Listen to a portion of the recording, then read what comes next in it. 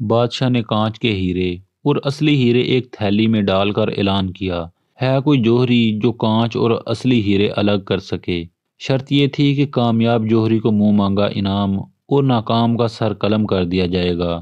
درجن بھر جوہری سر قلم کروا بیٹھے، کیونکہ کانچ کے نقلی ہیروں کو اس مہارت سے تراشا گیا تھا کہ اصلی کا گمان ہوتا تھا۔ ڈنڈورا سن کر ایک اندھا شاہی محل میں حاضر ہوا، سلام کے بعد بولا کہ میں وہ ہیرے اور کانچ الگ الگ کر سکتا ہوں۔ بادشاہ نے تمسخر اڑایا اور ناکامی کی صورت میں سر قلم کرنے کی شرط بتائی۔ اندھا ہر شرط ماننے کو تیار ہوا، ہیروں کی تھیلی اٹھائی اور محل سے نکل گیا۔ 1 گھنٹے بعد حاضر ہوا اور اس کے ایک ہاتھ میں اصلی اور دوسرے ہاتھ میں کانچ کے نقلی ہیرے تھے۔ شاہی جوہریوں نے تصدیق کی کہ اندھا جیت گیا ہے۔ بادشاہ بہت حیران ہوا، اس کی حیرت کی انتہا نہ رہی کہ ایک کام جو آنکھوں والے نہ کر سکے وہ ایک نابینا کیسے کر گیا۔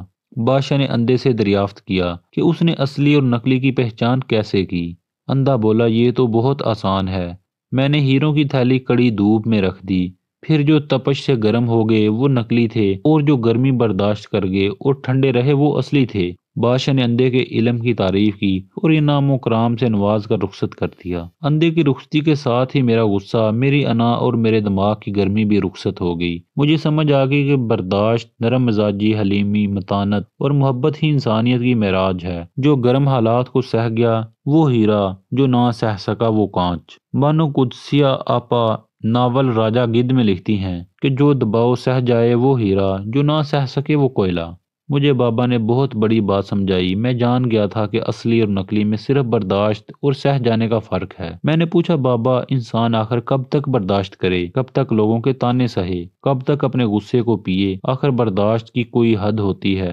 بابا مسکرایا اور بولا، بیٹا اس وقت تک سہنا ہے جب تک ہیرا نہ بن جاؤ۔ میں نے پوچھا، پھر اس کے بعد؟ بابا نے کہا، ہیرا بننے کے بعد ہیرے پر کوئی دباؤ، کوئی آگ اور کوئی تپش اثر نہیں کرتی۔ یہاں سے انسانیت کی معراج کا سفر شروع ہوتا ہے۔ اللہ تعالی ہم سب کو انسان بننے اور دوسروں کے لیے آسانیاں پیدا کرنے کی توفیق عطا فرمائے، آمین۔